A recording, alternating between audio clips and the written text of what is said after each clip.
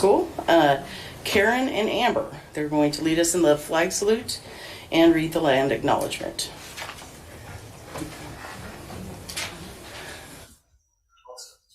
Oh, hello. Yeah, well, yeah, just right there would be great.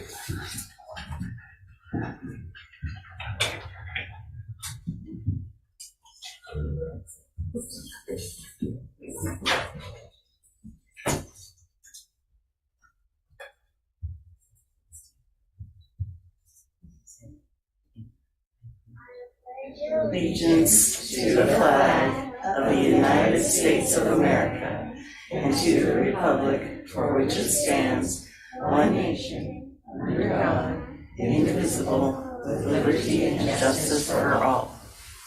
And we sit down and you read the land acknowledgement.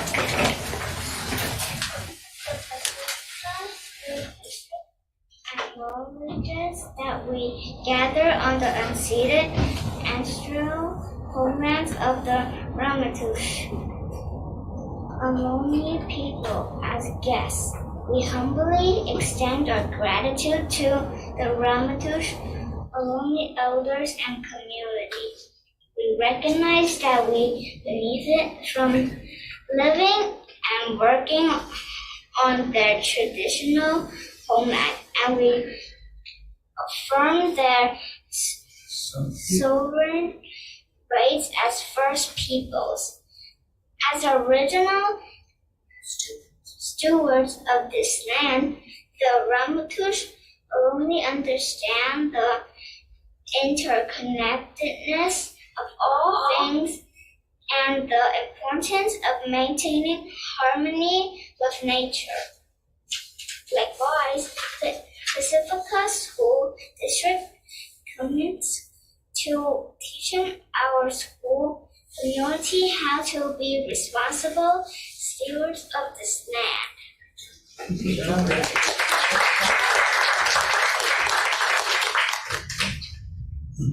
So I don't know where's the best place for you to stand so that people can see you, but if you want to come down here maybe, then the people in front can see you, and then the sayers can see you. Come on over here. Come on. Were you going to tell us a little bit about your school? Yeah. Good reading. There you go, right there. I like homeschooling because it is very fun and it makes me happy, gives me freedom and flexibility to do things I'm interested in. I can spend more time with my family. I can also homeschool in my pajamas or in bed.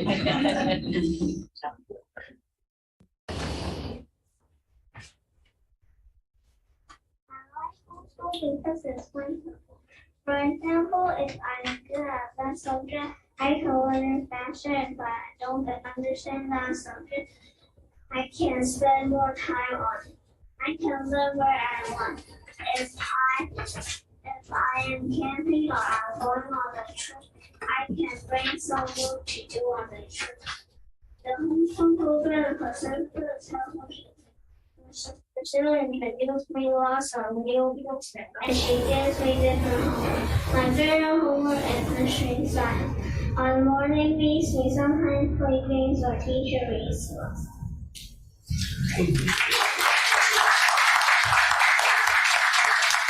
Thank you so much. Thank you. Well done. Their teacher, Michelle Grisol, a longtime Ortega teacher who moved over to the homeschool program during the pandemic when we needed some additional people. And now we have both a primary teacher and an upper grades teacher to cover the KE. And we are so grateful for her work. So thank you. Yes, thank you. So this is the part where I politely say, we're really glad that you're here and it's important to be in a board meeting, but we know that you have homework to do and we'll have no problem if you slip out the door. So thank you very much for coming. All right. Thank you. Thank you. All right, Barbara, would you please take the roll call? Yes, Trustee Riddall. Here. Trustee King. Here. Doggett. Here. Trustee Patel. Here. Trustee Willis. Here. All right, the district records the audio portion of the meetings. All recordings are kept in the superintendent's office for 30 days and are available during that time period for inspection by members of the public on district equipment without charge. In-person speakers wishing to address the board on agenda or non-agenda items, please complete a request card with your name, address, and item number and submit it to the board president or the superintendent. You'll be called to address the board and may speak for up to 3 minutes. Virtual speakers wishing to address the board on agenda or non-agenda items, please submit your first and last name and agenda item you wish to speak on in the Q&A area of the webinar. Please do not submit comments or questions in the Q&A area. You'll be called to address the board. Your microphone will be unmuted and you may speak for up to 3 minutes. After you've spoken, your microphone will be muted. All right, so report out on closed session topics. The board met in closed session to discuss the closed session item, comprehensive school safety plan and security of school facilities, the tactical portion. The board took a vote and voted 5-0 to pass that item. All right, on to action item, approval of the minutes. Are there any questions regarding these minutes? The minutes from January 11th, 2023, special meeting of the board. All right, no questions. Do I have a motion to approve the minutes of January 11th, 2023? I will make a motion to approve the minutes of January 11th, 2023. All right, do I have a second? I'll second. All right, Barbara, will you please take the... Laverne, I'll second. all those in favor, please raise your hand. Motion passes 5-0. All right, approval of the minutes of January 18th. Are there any questions regarding these minutes from January 18th, 2023? All right, do we have a motion to approve the minutes? I'll motion to approve the minutes of January 18th. I'll second. All right, Barbara, take a vote. All in favor, please raise your hand. Motion passes 5-0. All right. Next is approval agenda. All items on the consent agenda will be approved with one motion, which is not debatable and which requires a unanimous vote for passage. If any member of the board, the superintendent, or the public so requests, any item shall be removed from this section and placed in the regular order of business following approval of the consent agenda. Are there any questions regarding the agenda or consent agenda? All right, seeing none. Do I have a motion to approve the agenda and consent agenda? A motion to approve the agenda and consent agenda. Okay. All right, Barbara, will you please take the vote? All in favor, please raise your hands. Motion passes 5-0. Thank you. All right. Agenda. Let's see. What do I have here? Communications. Speakers wishing to address the board on agenda items or non-agenda items, please submit your first and last name and agenda item you wish to speak on in the Q&A area of the webinar. Please do not submit comments or questions in the Q&A area. You'll be called to address the board. Your microphone will be unmuted and you may speak for up to 3 minutes. After you've spoken, your microphone will be muted. All right, communications. Is someone here from LSCA? I'm not on Zoom, so. Okay.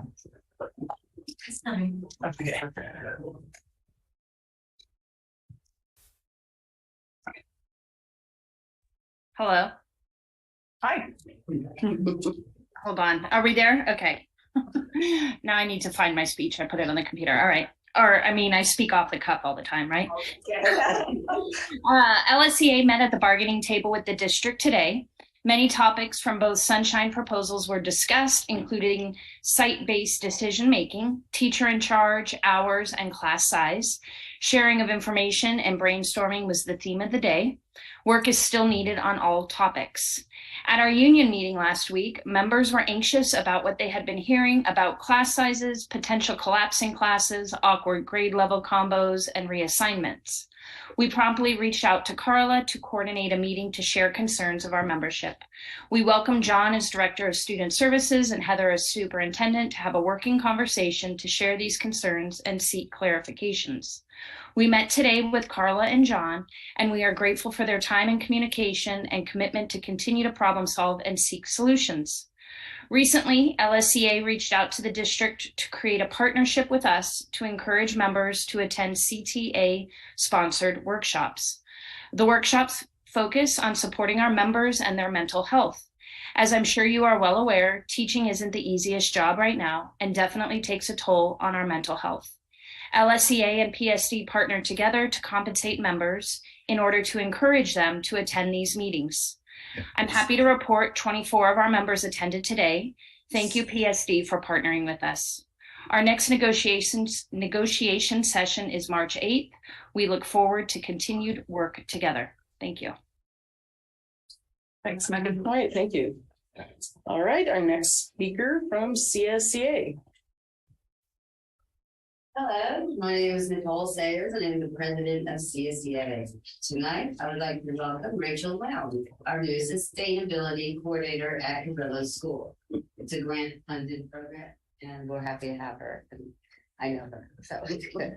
CSCA is looking forward to setting up negotiation dates with the district as we sunshine Article 15, safety, as we want to be sure that all of our members feel safe and are provided all the safety materials and equipment needed to do their jobs. Article 27, vacancies, as we had only one classified hire this month for a new position, but no classified hires for the many positions being held by contracted employees.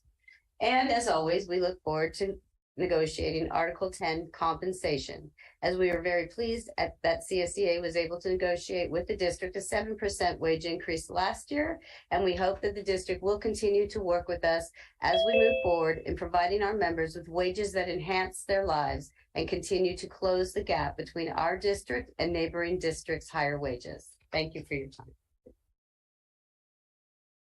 We have a public comment on 10C. Right. So I'll elevate Nicole and Ortega.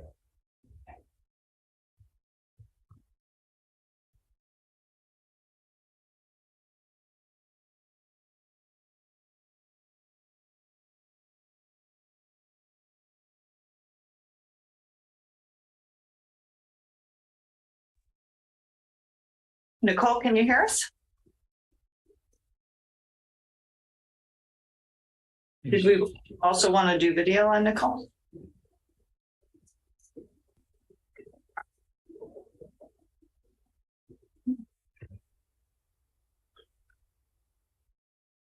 She's muted. She's muted? You have to mute yourself.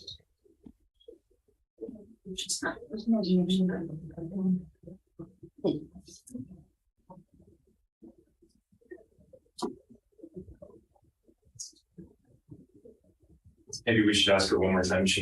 Yeah. Nicole, can you hear us? She's there.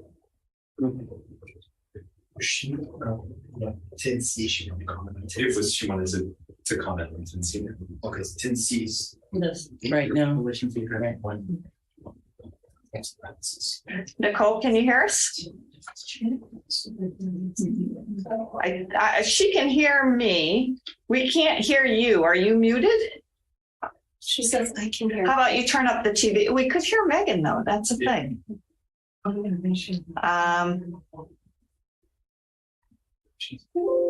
Okay, try again.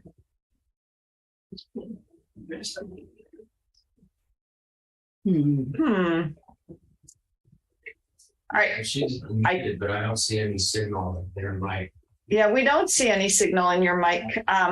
What we can do is we can go on to the other item and then we can come back to this item, but nobody should leave. So let's go on to the next thing and then we'll come back when we get Nicole in, if you guys can work together. Log in from her phone, she said. Okay. All right, so we will jump ahead to correspondence. Are there any correspondence? I do not have any correspondence. All right, and then communications from the board and superintendent. So I don't have any communications because I've been extremely busy. My daughter is attending San Mateo High School. She's in their production of Something Rotten. So I just want to announce 3 more shows. So tomorrow, and Friday and Saturday. Saturday's a matinee, tomorrow evening and Friday evening, I think it's at 7. It's really good. The kids are exceptional. It's like a Broadway level production. So if you can attend, please go ahead this weekend. You don't have any plans. It's before Super Bowl. You won't miss it. It's really worth it. And it's a very funny play. So it's a very funny play. So if you can go, please go. Okay. This last meeting, I went to the CPAC meeting that was regarding the LCAT. And Workforce Housing had meetings weekly. There was a band director meeting, and then Mr. Unbehagen started his music concerts at the grade schools, the 3rd through 5th grade, and it's singing. I went to Sunset Ridge yesterday, and it was really adorable. They put a lot of energy into that. It's a time work, so it's music from all the parents and grandparents at time. Then I went to the San Mateo Office of Ed, had the governor's budget review, learned quite a bit there. And then I did attend Something Rotten, and I actually brought this to show if you beat me to it. So do go see it if you can, because I went this week and it was really, the kids did a really great job. I participated in the bond oversight committee, and other than that, no correspondence. I don't have any correspondence. I toured IBL. I wanted to see what the security was like when you walk in, and it's very impressive. And pretty soon they'll be able to buzz people through the front door. And then I just looked at the shades and making sure there's window coverings and whatnot. I went to the joint articulation meeting. And so something is happening for me here. I used to go to the joint articulation meetings, and I don't want to offend anybody, but the water department area, I didn't quite understand all the time. But now they have a really exceptional project going on that I'm really curious about, but they're collecting the droplets from the fog at different areas. And one of the representatives said that they haven't seen that much collected, except for what's up at Fairmont. Like, so I just think it'd be a really good field trip. I don't know if the kids can do that or whatever, but it's really interesting. So we have the city there as well, and they're in the process of hiring a new police chief. Jefferson High School District is doing very well with their workforce housing. They only had 5 vacancies, and they started the year with no certificated staff needed because they already had them hired. 5 vacancies in the apartment buildings. Yeah, apartments, yes. And then I think that's it. And then I went to the Parcel Tax Oversight Committee meeting, but we didn't have a quorum. So we're going to reschedule that one for March 1st. Do it on there. All right. And I also attended the joint articulation meeting, which is just a great meeting, just kind of touch base with everybody in Pacifica. Also Measure O Advisory Committee, which we'll get a report on tonight. And also we've been having weekly meetings with Dr. Olson. So that's what I've been up to. I have been mostly working on principal observation at both staff meetings, and we do classroom walkthroughs. And so it's kind of an interesting process because here's my interaction with the principal, but we're observing teaching and talking about the teaching that's happening at their school. So I was at Valamar this week, and I look forward to the February break to be able to write some of those up and debrief them. So. All right, great. Before we go on, I was just want to see if Nicole Ortega was able to get the mic working.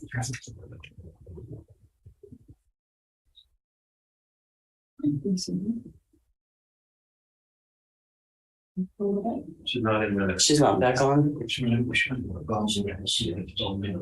I don't see her phone. Okay, let me just see. Attendees. No, I don't see anybody's phone. Okay, at some point when we get you in that participant list, we will stop what we're doing and elevate. All right. Sorry, Nicole. We'll hear you when we have a chance. So, okay. So let's go ahead and move on to our next item: district goals. The district values the goals provided in our local control accountability plan and strategic plan. All of our district board agenda items are tied to these goals. One or more goals are listed in the description of each board agenda item. The details from each of those district goals can be accessed on our district website at www.pacificasd.org. All right, so next, first information item is the Bond Oversight Committee Annual Report. And I believe Mr. Jesse Levin's here. Or Josie first. One speaker. Okay. Sue Beckner. I don't know if you would like to hear from her prior to the presentation or. Maybe we'll hear the presentation and then. Okay. Yeah. All right. And we want to thank Mr. Jesse Levin for coming and presenting tonight. And we're going to bring it up on the screen. Right, we're not going to put that one up.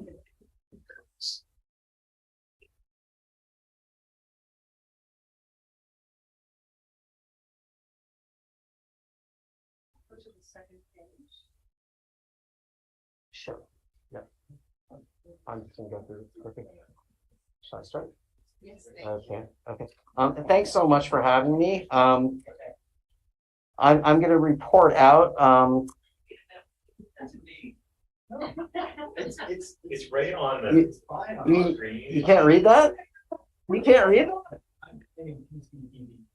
it? I'll wait.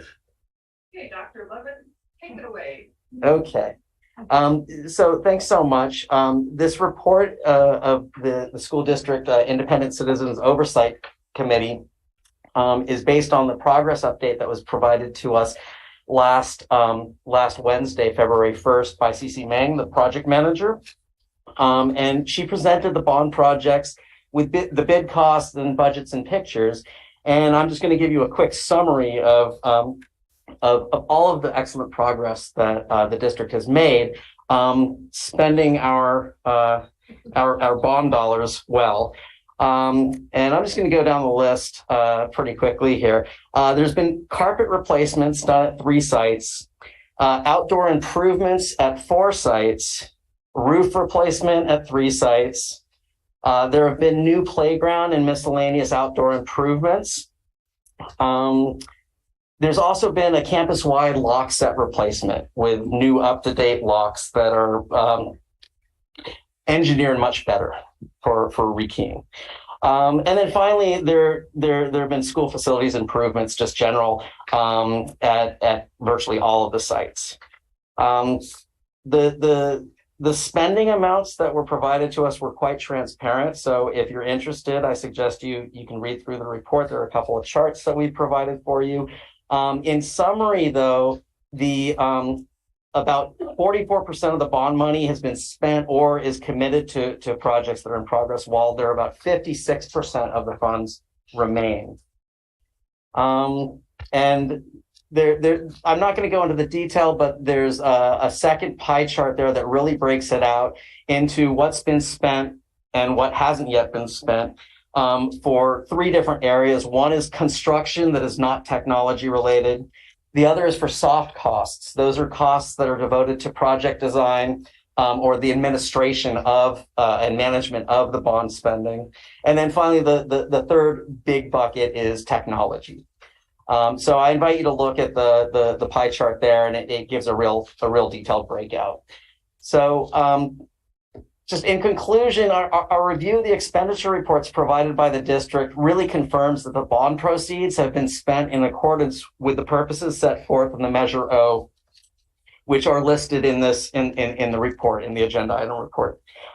Furthermore, we thank the district representatives for serving as responsible stewards of the Measure O funding and for their tireless effort in ensuring these public dollars are spent wisely in order to provide the best possible educational experience for our students. That's all I got for you. This is for information, right? This is not a action item? Yes. Okay. All right. Thank you, Dr. Mutton. You're elevating Sue Beckmeyer? I can push her around the top. Okay, thank you. Okay, so we're going to backtrack for speakers real quick.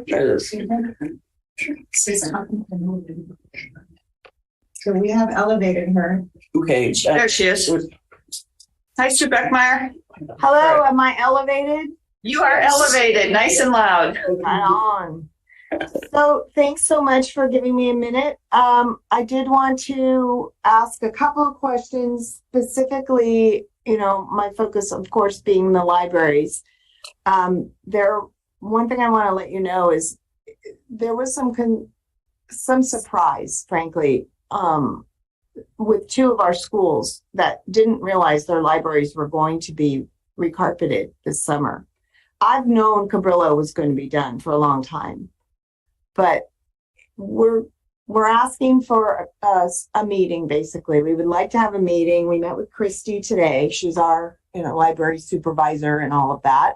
It was very convenient timing, but we just have a lot of concerns, questions about timing, about the amount of work that LMTs are going to be required to do to prep for it.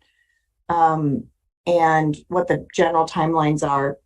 It seems like I've gotten a little bit of conflicting information about the material that's going to be used. I've seen samples of it, and we have a little bit of concerns about that. So I'm not really sure the best way to proceed, but I know how these things work. They move fast, and being we're already in February, really want to just ask for some time to get these questions answered and resolved.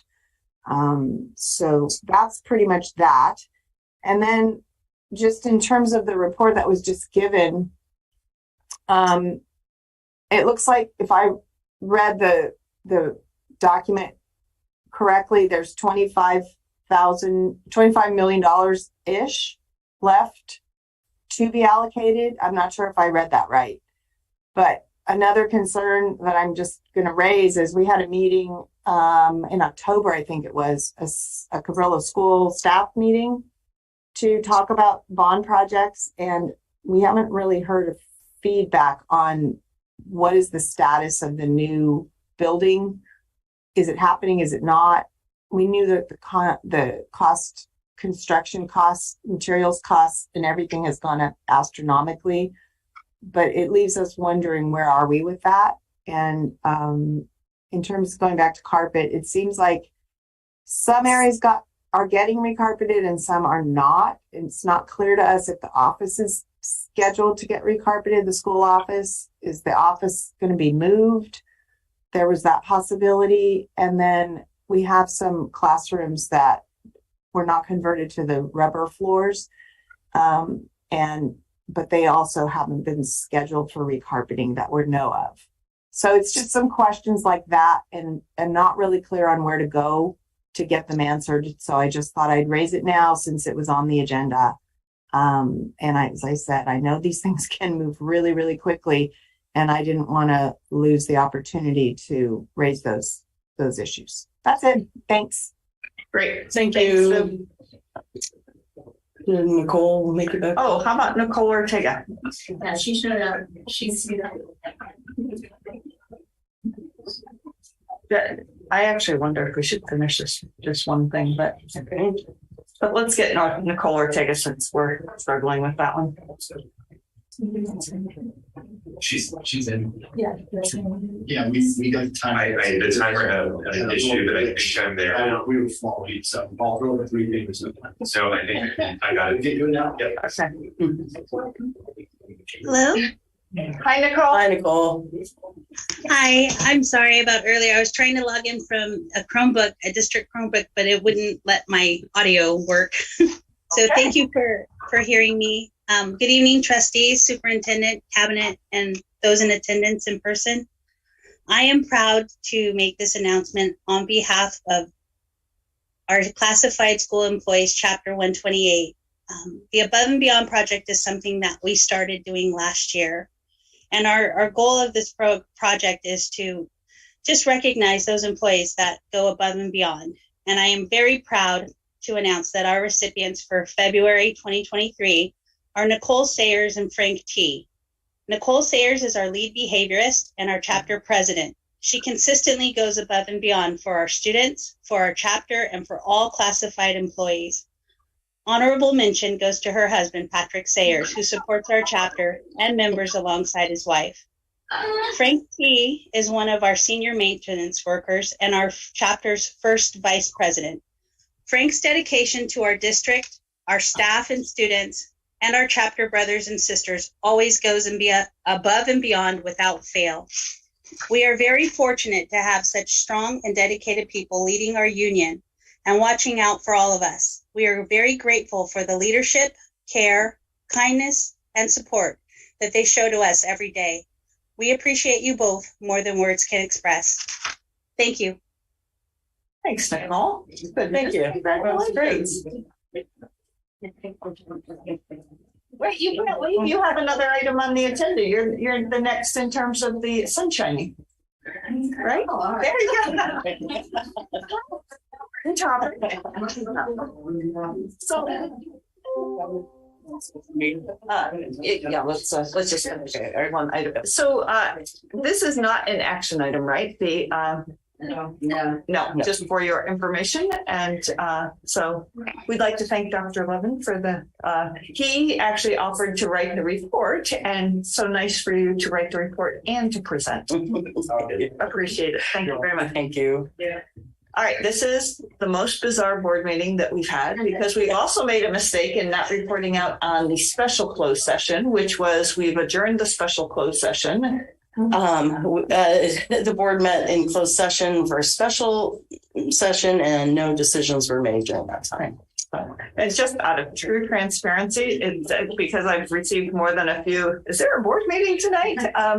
Here's the mistake that was made. So first of all, one mistake was we said that it was going to start at 5:30. It really started at 6. We changed that on Saturday. We also changed some things in the personnel agenda that we did as a favor to one of the associations. The other is then we realized in the closed session that we had missed one of the items. So we put the item for the tactical portion of the school safety plan, but we had missed the talking with the labor negotiator. And so we were able to do that 24 hours in advance as a special meeting. And so now we should have reported out on the special meeting and adjourned it, but now officially adjourned, officially closed. Okay, perfect. Now we're in the open session. Okay, next. So for information, again, is CSEA's initial proposal for the 2023-2024 school year successor negotiations.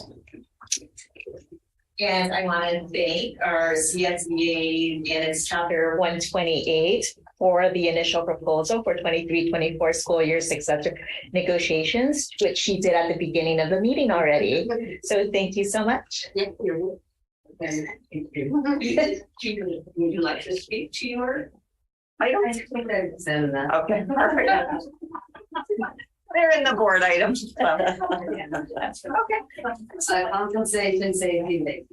Okay, perfect. Thank you. Great. Thank you so much. I think now you can leave if you like. All right. Thanks for coming. Very much.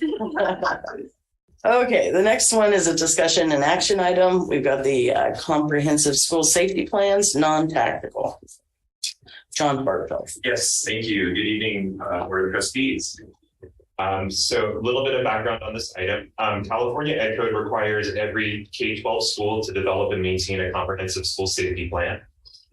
This safety plan addresses campus risks, helps to prepare for emergencies, and create a safe learning environment for students and school staff. We work closely with San Mateo County Office of Ed on the development of the comprehensive school safety plans. This year was a nice change where there was actually 2 plans developed, a tactical version or non-public version, and then a public version of the plan. This made it a lot less labor intensive on our part because we didn't have to change versions that were public versions to take out cell phone numbers and things like that. So the process was a lot easier and kind of more efficient this time, which was great. And we have two versions created, a public version and an internal version.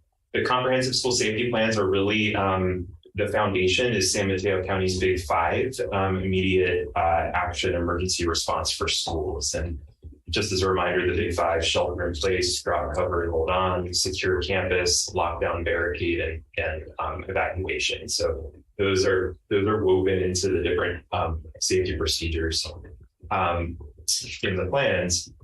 In closed session, you had a chance to review and approve the tactical, but now is the time for a vote on the public versions of the plans. And I'm happy to answer any questions that you may have. Are there any questions regarding this item? Okay, no questions. Then do I have a motion to approve the 2023 comprehensive school safety plans? I'll make a motion to approve the comprehensive school safety plans, non-tactical. Okay, thank you. All right. And Barbara, can you take the vote, please? She has All right. Human resources updates. Is this information? Speaker Carla Chavez-Torres. Good evening, Board of Trustees.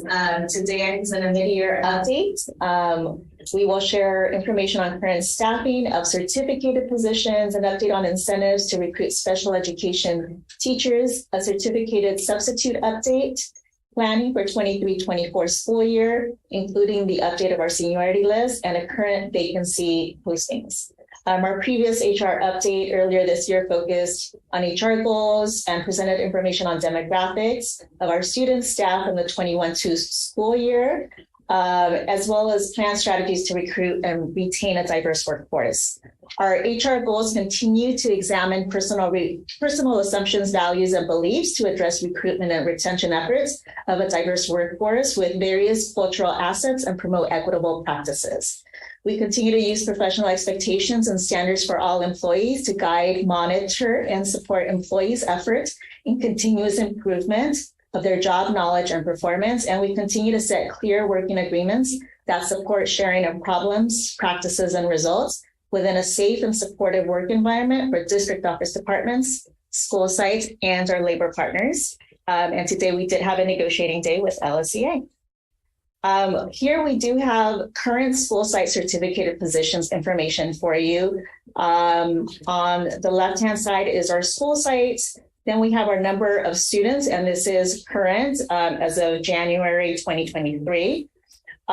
We have the next column, certificated teacher total. So these are our employees in the general education department. And then next to it are special education and student services certificated unit members.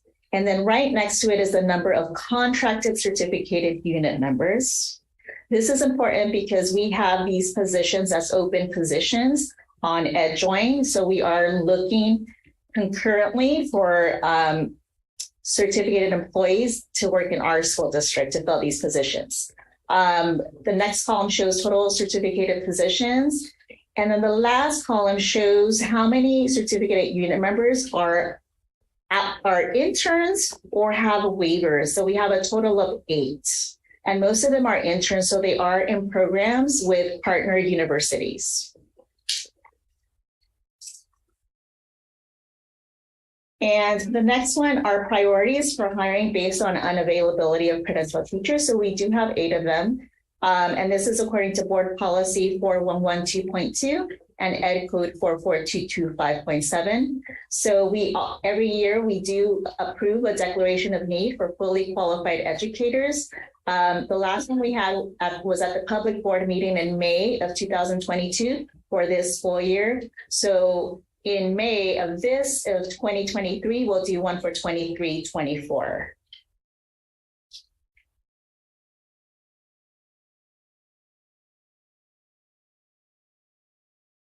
This year, we also have special education incentives for recruitment for the many positions that we have open, which includes a $5,000 annual SPED stipend.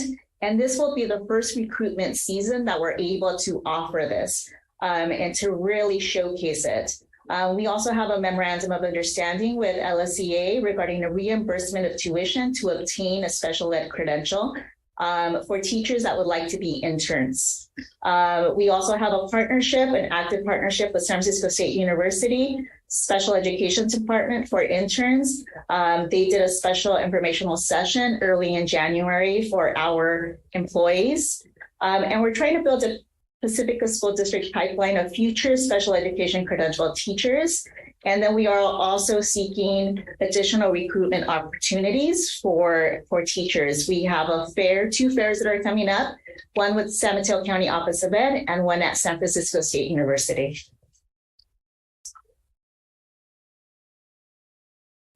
This is an update on substitute. Board of Trustee Villalobos had asked for this update. And the certificate substitute shortage is a problem that many school districts are facing.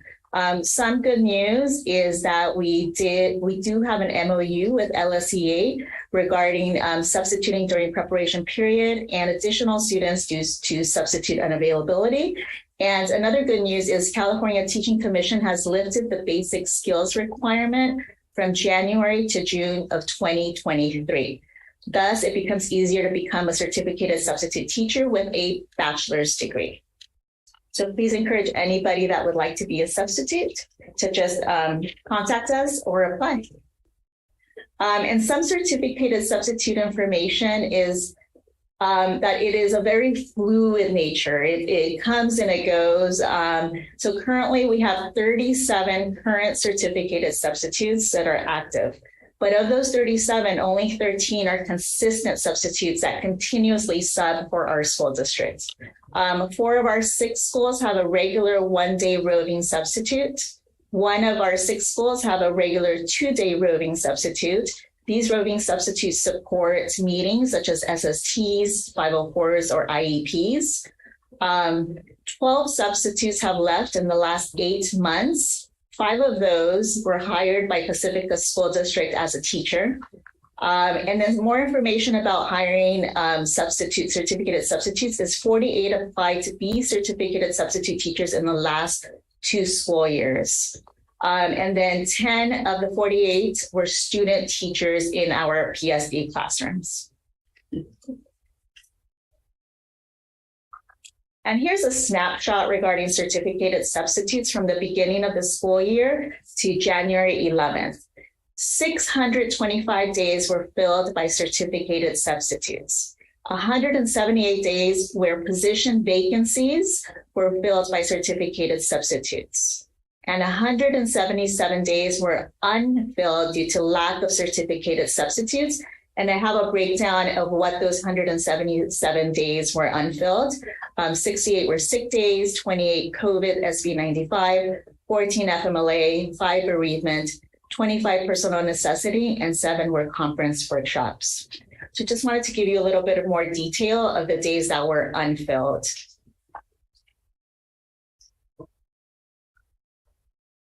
And our next steps regarding certificated substitute is to explore and analyze a more competitive certificated sub rate as compared to neighboring school districts in San Mateo County, recruit for more certificated substitute applicants, advertising the lift of the basic skills requirement, and build a positive rapport and relationships with all certificated substitutes, and encourage classified staff and parents with bachelor degrees to become a certificated substitute.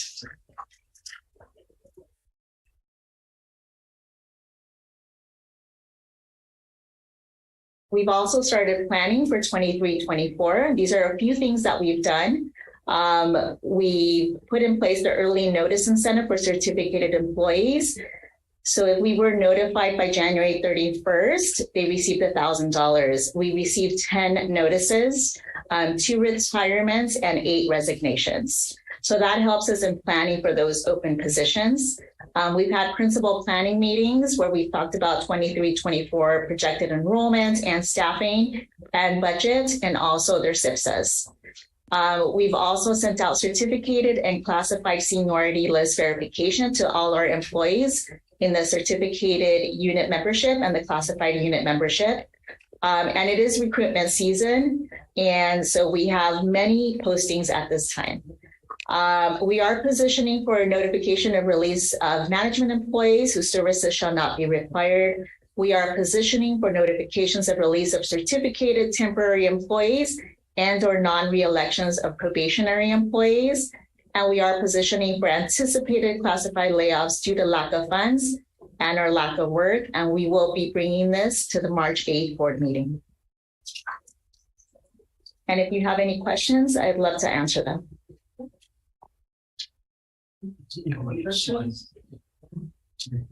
Oh, and we have vacancy postings. So these are, I didn't see that, but we have current vacancy postings on EdJoin. These are our certificated postings.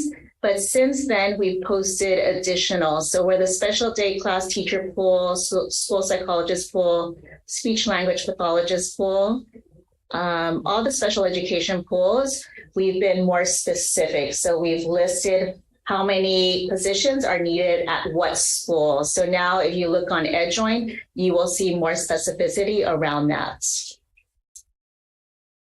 And these are classified postings. This has also been more specific. So any of the pools, we've listed how many positions we need at every school. And we're hoping that the specificity will help our own employees transfer into positions that they might be interested in, and for community members that are interested in working at a specific school site can't see that it's open at that school site, and also apply or contact us to show us interest. And now if you have any questions or discussion. Thank you. Somebody have questions? Just a couple of quick questions. On page 3, can you help me understand what, like as an example, in IVL 21.63 certificated teachers means? I know it's FTE, so there could be half an FTE and what have you, but I'm just wondering about the 0.63 in particular. Right, what that means is it means FTE. So somebody is probably half time. So like a 0.5, they do have a PE teacher that is 0.4. And then they have a music teacher that's also might be, so they have a couple part-time positions. Okay. So it's those put together. Very, it's in the hundreds place, so very interesting. My question was how building a PSD pipeline for future SPED credentialed teachers, what would be like the first step to do that? It's definitely sharing opportunities for our paras to, if they need a bachelor's, like how do they get their bachelor's, and then how do they get into the credential program? And there's been a lot of opportunities where the county is willing to pay for them to get their bachelor's. And then we have now the special education partnership where we're paying for their tuition to get their special education credential. So there's many opportunities and we've been sharing it. And we have a few classified employees that already have their bachelor's. So we're trying to entice them to go into special education by paying their tuition and being supportive. So anytime they have any questions, I love to set up a meeting with them, talk to them. I've been sharing the informational session that was recorded, as well as the PowerPoint. We have contacts at San Francisco State University that are willing to talk to them about the program as well. John and Betsy have also been wonderful in special ed. So they went with us to the informational session. They shared about their departments, also made it enticing for the people that were attending. And it is a recording, so we shared it with everybody that would like to see it. And there's been a couple of our unit members that have shown interest. So it's very exciting. And also for the classified position, we had some interest when that opportunity came up. Thank you. Did we do the early notice incentive last year, or was that just this year? Just this year. We negotiated it last year for this year. So it's the very first year. And we had 10 people that notified us. Great. Do you have any early indications of what the vacancies will look like at the end of this year versus what we've seen previously? We do know what the vacancies are gonna look like. And is it more vacancies this year versus previous years, or is it about the same? I would say it's about the same. We just know about them earlier. Right. But there are, there's a few rumors here and there that somebody might retire, but they didn't let us know. So we're waiting to probably have a few more general ed. We know our special ed vacancies, though. We have about 20 that are open, certificated, and then we have about 14 classified. So those are all posted, and we're ready to fill them as we find people. Thank you. You're welcome. Any other questions? I have a couple. I was just curious what our sub rates are compared to other districts. We do have a chart that I have all the districts, the school districts in San Mateo County. We are one of the lower ones. We're at 182 for daily rate. We have a formula that's 60% of the daily rate for the beginning teacher salary. So if we were to increase it, we would probably use a formula that would, like a percentage that would increase. So instead of 60% of the daily rate, we might go to 70% or 80%, like depending where our budget is. But we are one of the lowest ones. Another question was back on slide 3 again. You mentioned, and maybe I just missed that some of the contract, maybe, did you say that the contracted positions remain open because they're contracted? Okay, so that's good. So we're constantly trying to look for that. Great. And then I'm just out of curiosity, what's your success been at the job fairs that in the past? How's that work? Well, last year we had a virtual job fair, which was really cool. John was there with me, and we had a virtual booth, and we were talking to people. Virtual selves, Carla and I. Well, a virtual booth.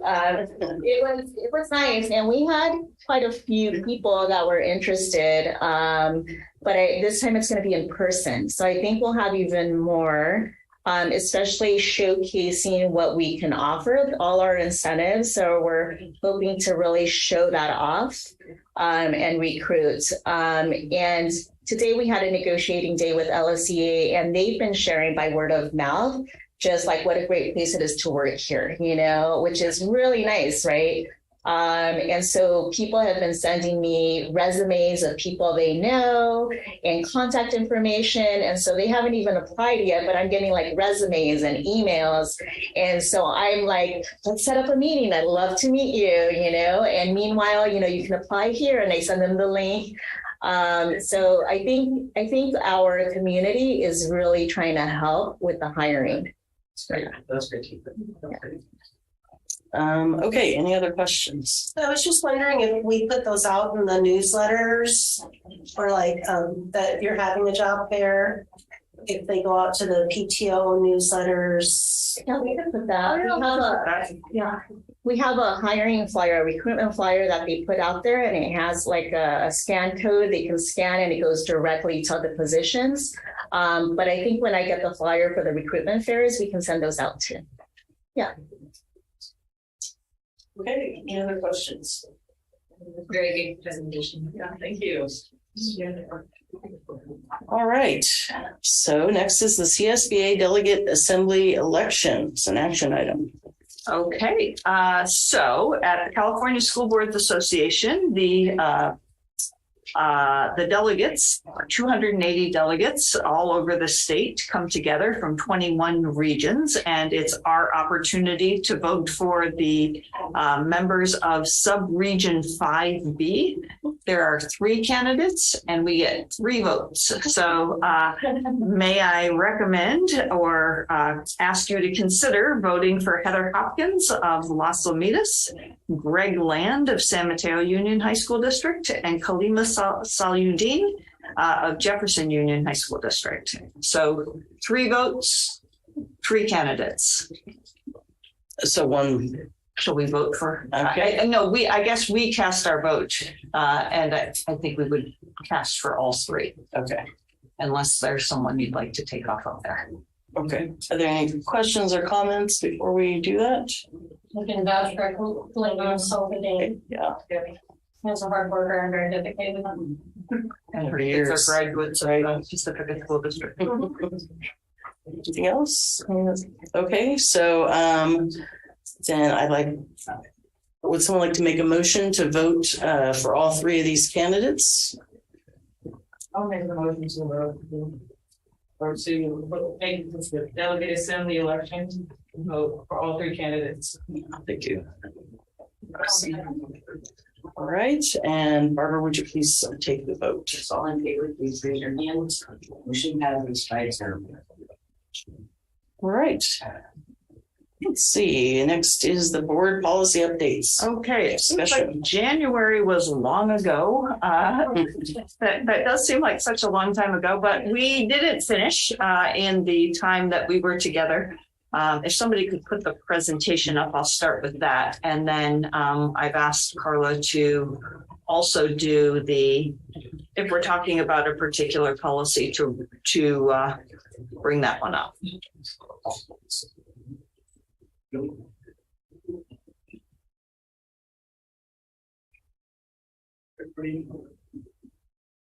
I'll get started just talking about the process. So we actually did make some nice progress on our biggest board sections. So next slide for me, please.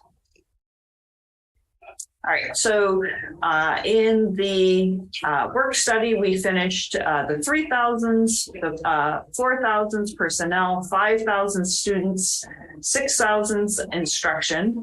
And Josie also finished the 7,000s, and we started with the bylaws. So tonight I'm going to go over the zeros, the 1,000s, and the 2,000s, and go back to some ones that had some more discussion needed. So next slide, please. So just as a big picture, as we worked with the CSBA consultants for the revision, we went over about 600 policies, working on board policies. Mostly we followed the CSBA recommendations with minor edits. They processed the board policies and sent us back a draft. We presented to you at the work study. Next slide.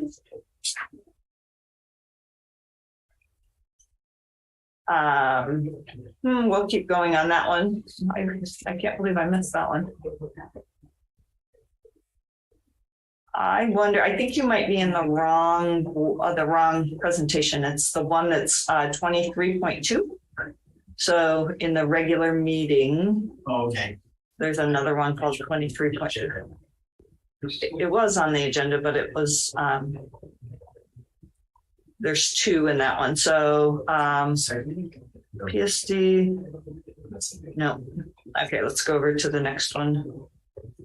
That's the policy. There you go, that one right there. I called it 22.3. So it's very similar. I just took out the stuff that we've already covered. So tonight we're going to go the 1,000s, the zeros, the 2,000s, and then go back to the extras. So in terms of policy 000 is we did keep the CSBA policy, but the administrative regulation which we had was deleted by CSBA in 2017. So I think we will also delete that. 0200 is goals for the district, and it basically talks about the goals of the district being front and center in the LCAT. The LCAT goals are the district goals are the LCAT goals. That's the basic of that. It talks about the comprehensive plans and ways of going about that. I feel like we've been through many comprehensive plans, and you've seen that in action. With equity, we used CSBA because when we first adopted it, we mostly used CSBA with some edits, specifically adding in LGBTQ+. So that is a part of our equity policy that we will keep in place. We did the charter school authorizations at some point that I was here, and we did all of them. at this point, we're only going to keep the charter. It's my recommendation that we only keep the charter school authorization. We currently have no charter schools, so we have to have the policy around how we would go about authorizing it. And then, so keeping in the board policy and the administrative regulation, we've removed all other at CSBA's recommendation, all other charter school policies and administrative regulations, including oversight, renewal, and revocation, because we would do that if we had a charter school, right? So we have the tools to authorize that. And then if we did authorize a charter, then we would put in place oversight, renewal, and revocation. Comprehensive school safety plans, exactly as we did today, the separation of the tactical versus the non-tactical, what you do in closed session and what you do in open session. And then it's my recommendation that we exclude the COVID mitigation plan. And that's because it's just no longer current. It's back in the early days of COVID that don't make sense anymore at this point. So I think we'll keep going in terms of the 1000s. Communication with the public is kind of a foundation of a school district and very, very important. We've seen in multiple situations how important that is. So it's a part of the board policy.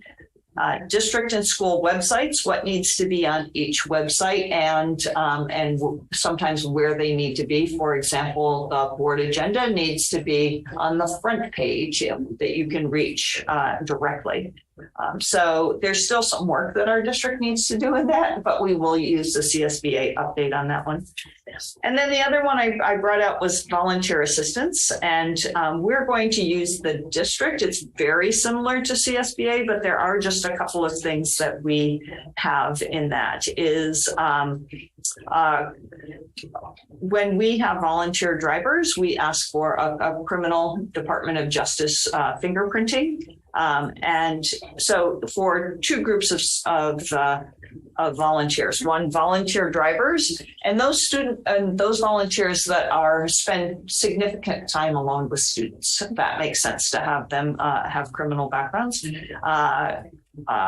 Cabrillo School does ask that all parent volunteers be fingerprinted. That is not required by the district. It is a policy that was put in place just as I was coming on as superintendent. The other thing is that's required as a part of CSBA's recommendation and being a volunteer is TB assessments are needed for individuals with frequent and prolonged contact with students. And I think coming out of the pandemic, we need to make sure that we have a consistent process for checking that. Ocean Shore has a very robust parent volunteer program, and they do that regularly. We also need to ensure that that's happening throughout the district. And then in terms of volunteer assistance is also can be used for facilities projects, not to take away from any CSEA jobs, but it also is I know many of the cleanup days and other things happened at the start of school with the result of volunteer assistance. Next slide. A couple things I just want to bring to your attention in terms of there is a policy called outsider registration, which essentially says anyone who comes to campus should sign in the office. We did also continue to keep the piece that comes from San Mateo County Council, which is around if immigration officials come to campus, that they also must check in through the office, and there's some very particular things on I actually can't read that from here, but could somebody read the green part out loud? Can anybody see that? You can read it? Go ahead, Nadine. No outsider, which would include immigration enforcement officers, shall enter or remain on school grounds of the district during school hours without having registered with the principal or designee. And those that's probably right about 2018, that you all probably have some memory. I don't know that it happened in Pacifica, but it was happening in San Mateo County where immigration officials were coming to schools. So we will continue to keep that in there. 1312.1 to 1312.4 is how one would file a complaint. Point one is complaints against district employees. Point two is point one is concerning district employees. Point two is instructional materials. There's one more about district employees. Complaints about instructional materials, could you just go back just a little bit, Carla? 13.1. There's a board policy and a regulation. Oh, perfect. Okay, that's what I thought it was. Complaints concerning district employees is 12.1, right? 1312.1. Okay. Next one is that's the AR. That's the AR. Point two is complaints concerning instructional materials. And the last one is the uniform complaint. That's point four.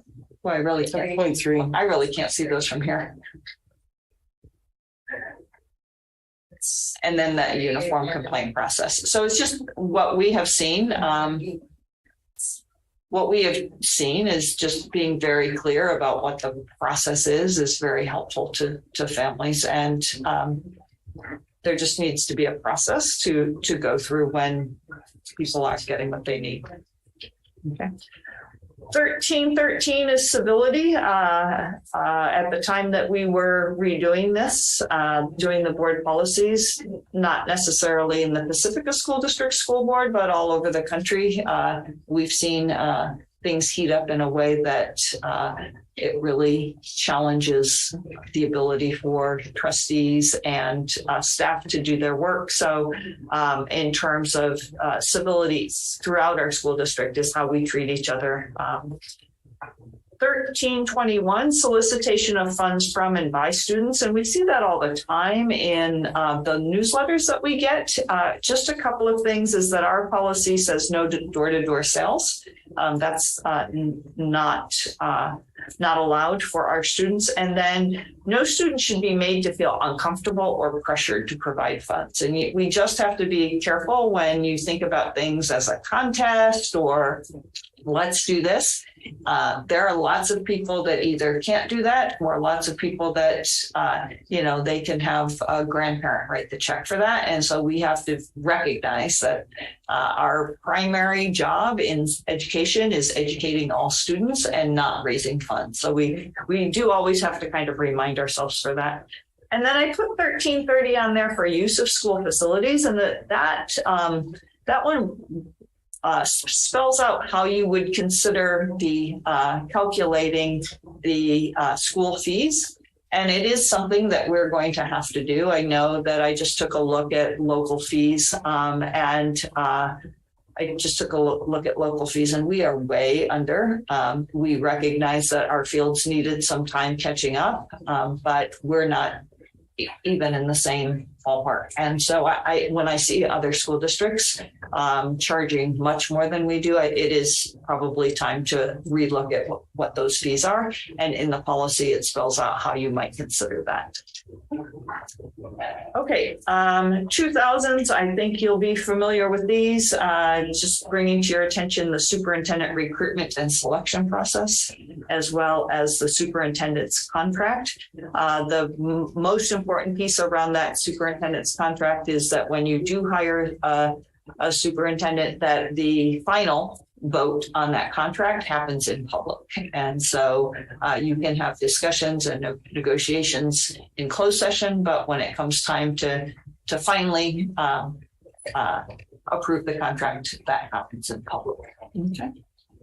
The last ones that I have are the ones that require some additional discussion and attention. Were there any questions on the last three sections or comments on the last three sections? Keep rolling. Okay, very easy. This is a little bit of a checklist, but there is room here for some additional discussion. 4340 is the one that should be removed because LSMA is not a bargaining unit. They're a meet and confer group, and so we're going to take that policy out. AR 5111.1 was around district residency, and that's where we as staff were recommending the removal of the Allen bill. And so there's one other chart that I shared. Could we put that up on the screen? I might have that. Yeah, actually all of you have that chart. So one of the questions that came up around Allen bill were how many Allen bills do we have? How many transfers do we have? So I asked Nicole Ortega at a very busy time in the kindergarten lottery time if she might put together some numbers for the last 5 years. It would have been great to do the last 3 years, but I think a lot of things have been impacted by COVID. So let's get that chart up there. Okay. So we did the last 5 years. Could you put it in presentation mode? That'll help us. Okay, perfect. So, oh, good. I don't even have to look up there.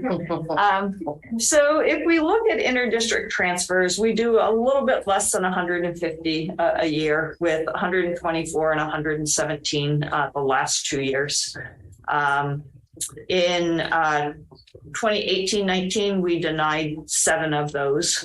And then what I've really learned is that most Allen bill transfers are our own district employees. So we would always keep our own district employees. So there are kind of 3 groups that are interested in the Allen bill transfers. District employees, Jefferson Union High School district employees, sometimes City of Pacifica employees. But we are the largest employer in the city. So when I say Allen bill, so there were 5 Allen bill transfers in 18-19, 4 of them were district employees. And so we currently this year have 1. That person is a child of a district employee.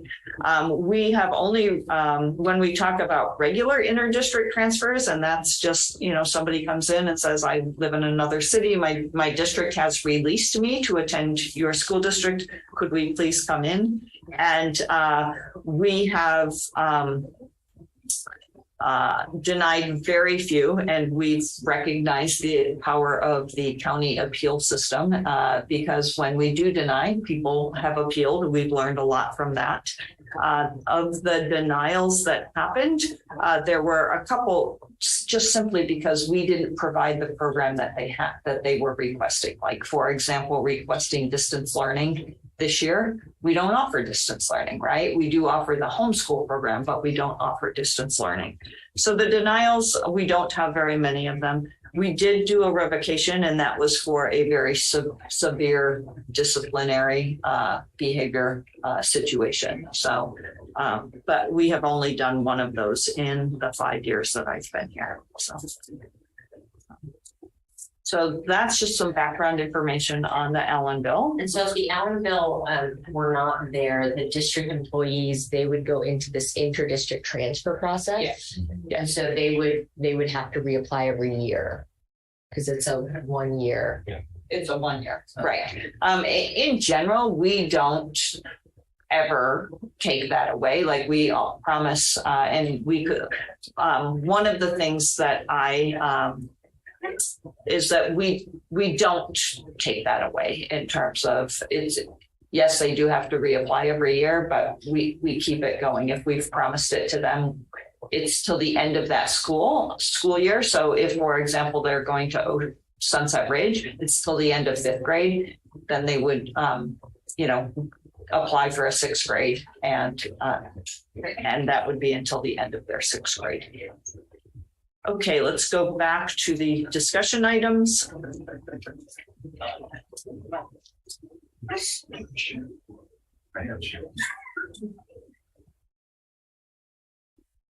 Give me a second. Okay. Sorry. Board policy revision 23.2.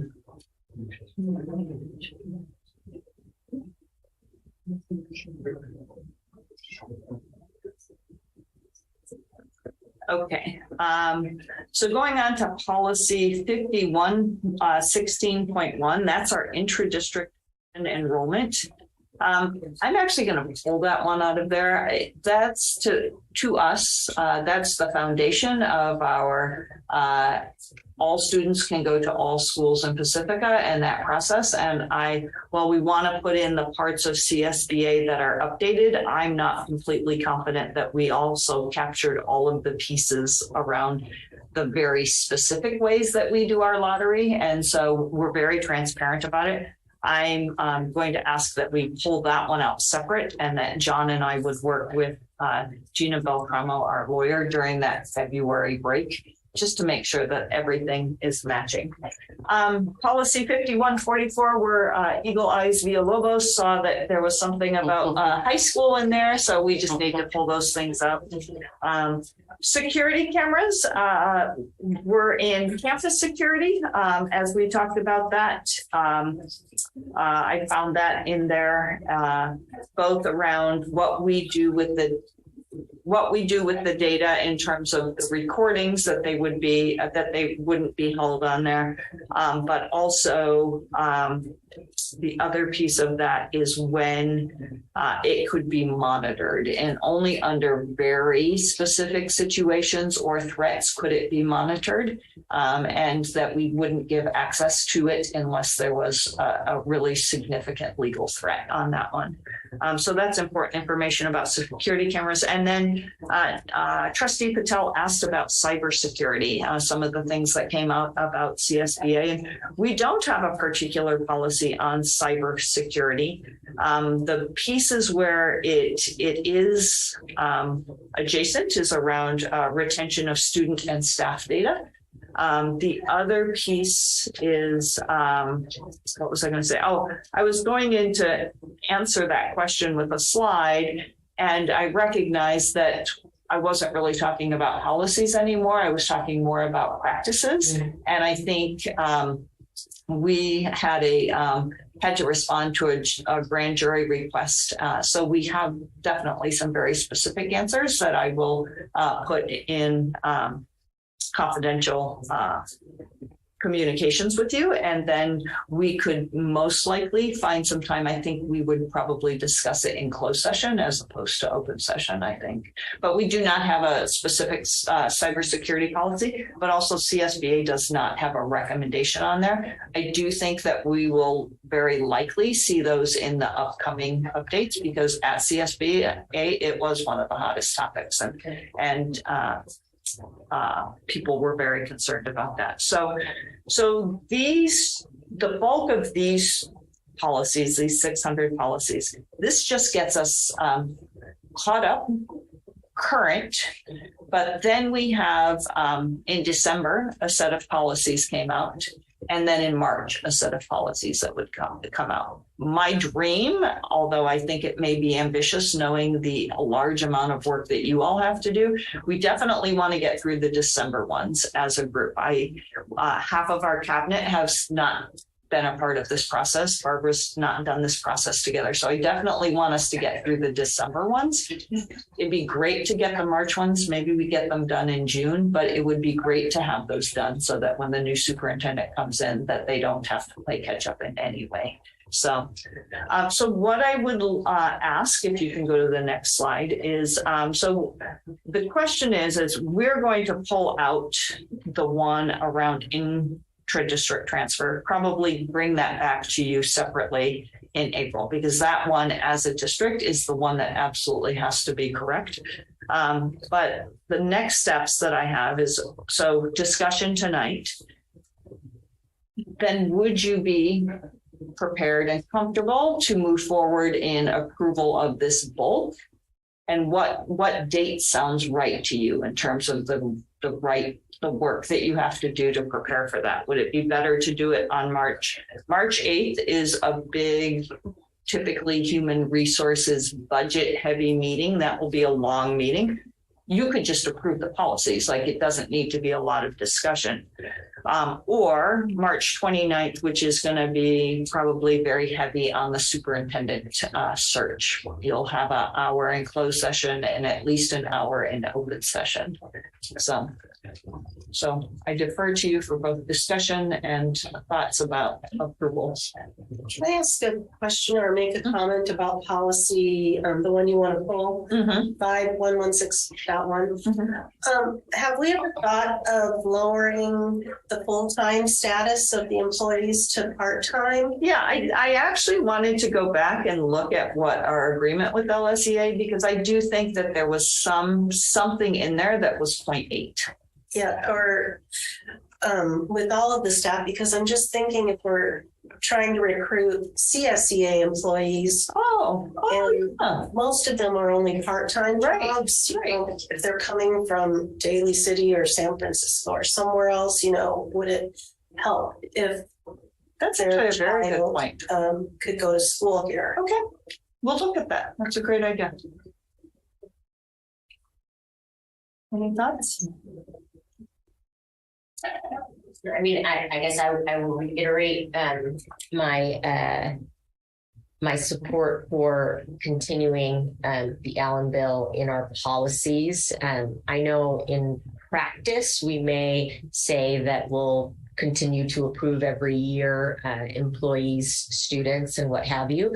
But as administration changes, sometimes practices changes too. And so that's the point of policy. And I think when I think about 5 students, that's $60,000 plus to the district in terms of our revenue. So I would like to have discussion or what have you, but at least I just wanted to voice my opinion on the Allen bill piece. And I do understand that challenges happen in circumstances.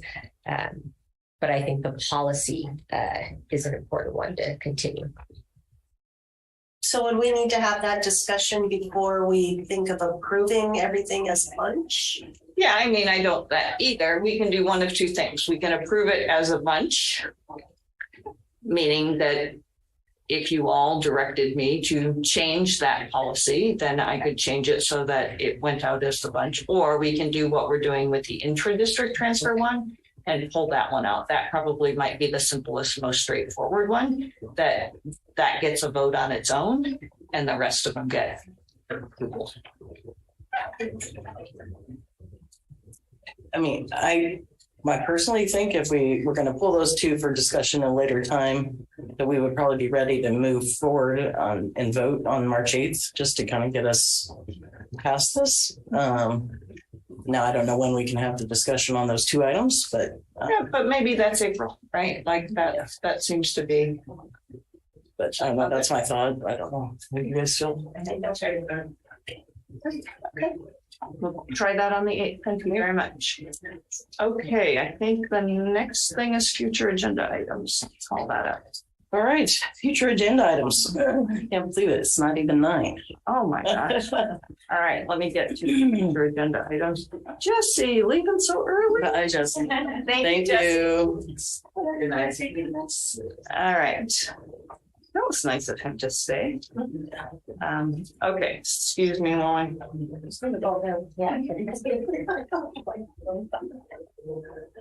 Okay, here we go.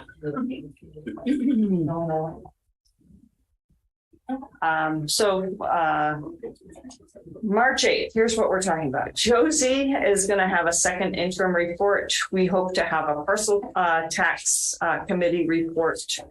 As a part probably of that second interim report, we're going to talk about our ESSER, DEER, and ELO funds because so the good news is that there is a nice COLA. The bad news is that we are at the end of any one-time funds. And so we have to be very strategic about how to spend that. So we are going to report out on that. We'll report out on our projected enrollment in staffing.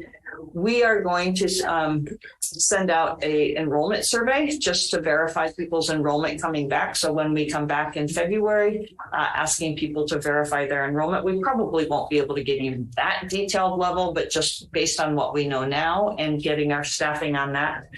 We hope to have our district proposal for CSEA negotiations. We will have to do resolutions in terms of layoffs. The LCAP and budget update. We are going to do a student achievement update. So you notice there's a lot of updates on these things. We can promise you don't want a 30-minute presentation on all of these. So for some of them, you might see the presentation is done.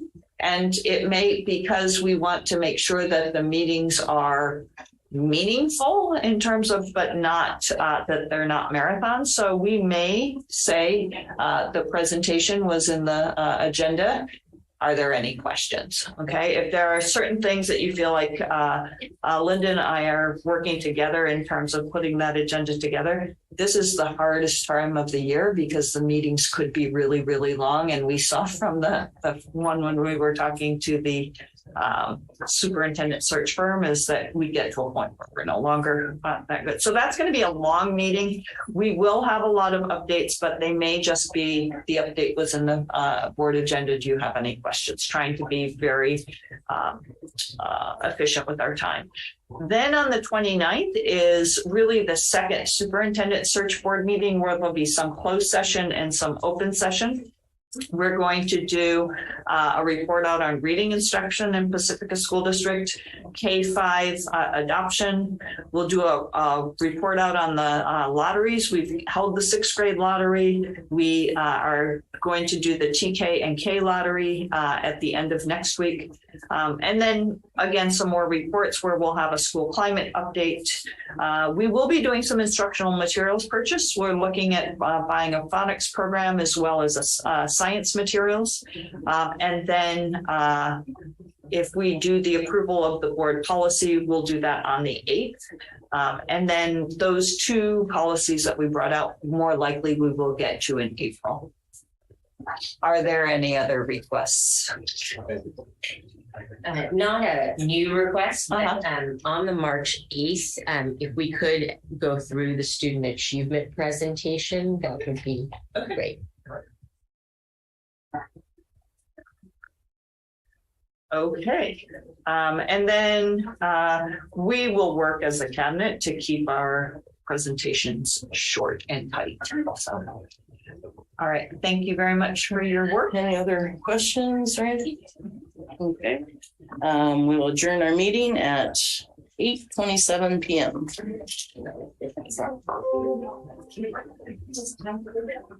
Record.